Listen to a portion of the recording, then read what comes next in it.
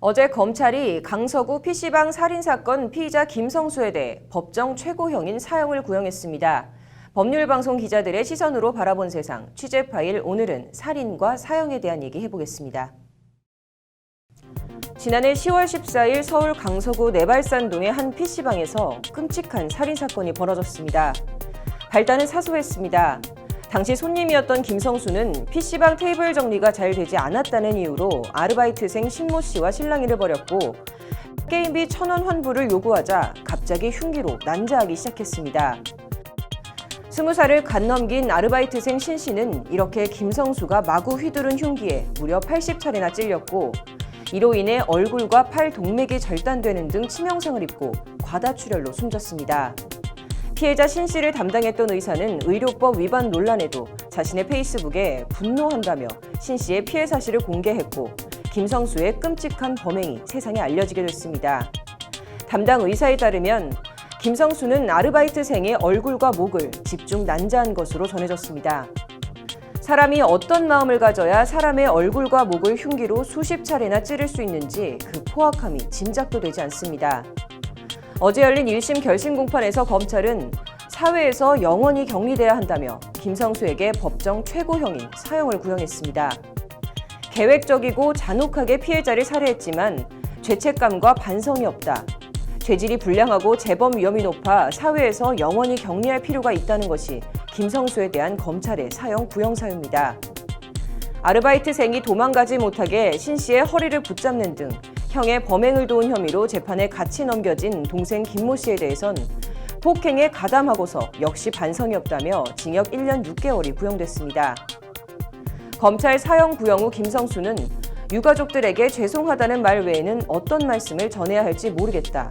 제 죄를 책임지기 위해 노력하고 속죄하면서 살겠다는 최후 진술을 남겼습니다.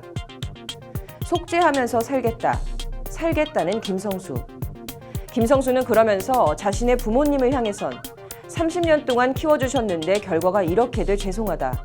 불효자가 죗값을 다 치르고 개과천선하는 모습을 보여드리겠다는 말을 남겼습니다.